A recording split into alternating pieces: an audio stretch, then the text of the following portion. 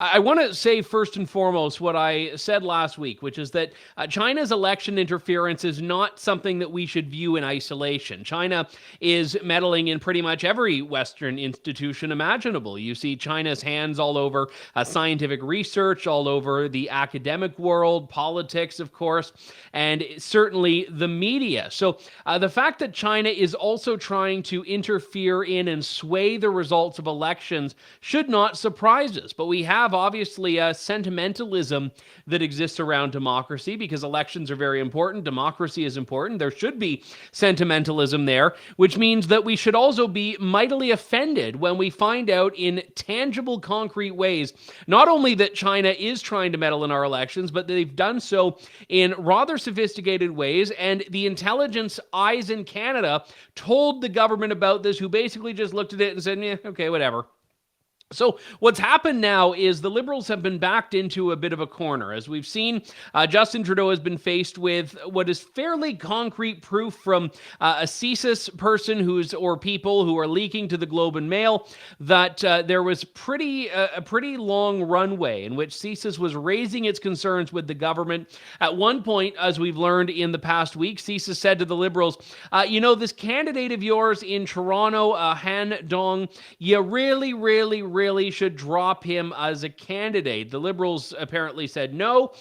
He was a candidate. He won a seat. He's now a member of Parliament and has been oddly non-specific when it comes to the questions that he's been asked about whether he was the beneficiary of significant support from China's consulate in Toronto. In fact, he issued a statement in which he said, no, this is all false, nothing to see there, and managed to not even use the word China in his statement. He didn't say, I take China's interference seriously. He didn't mention them at all, but claimed that he had nothing to do with whatever it is he's being accused of.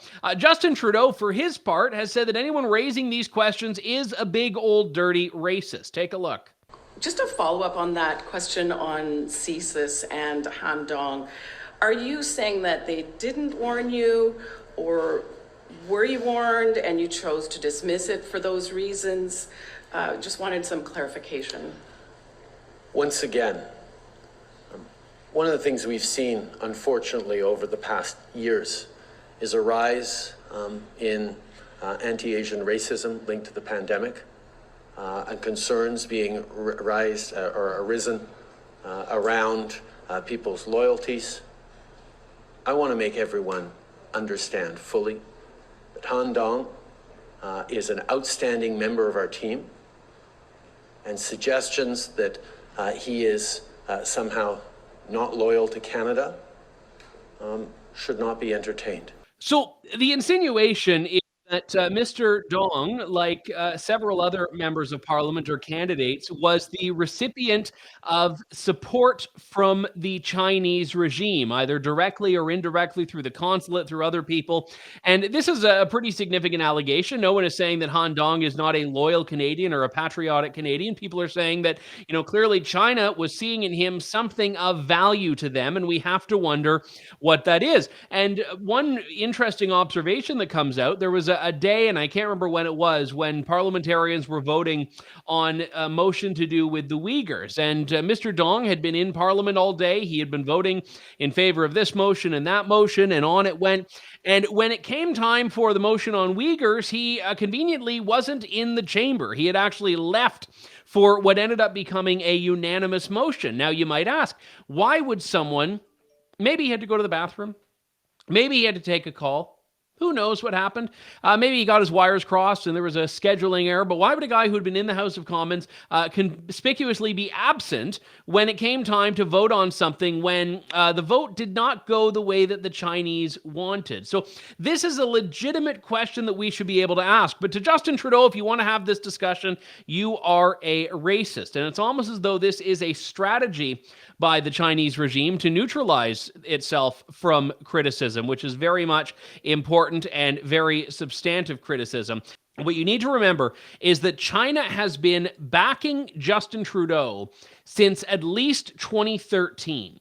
And this was an important development of this that just came out today, where a Chinese businessman wanted to give $200,000 to the Trudeau Foundation, conveniently right after Justin Trudeau became leader of the Liberal Party. Now, you could obviously donate to the Trudeau Foundation at any time. Personally, I would rather light my money on fire and then light myself on fire, just in case. But you could donate, if that's your bag, to Justin Trudeau's foundation.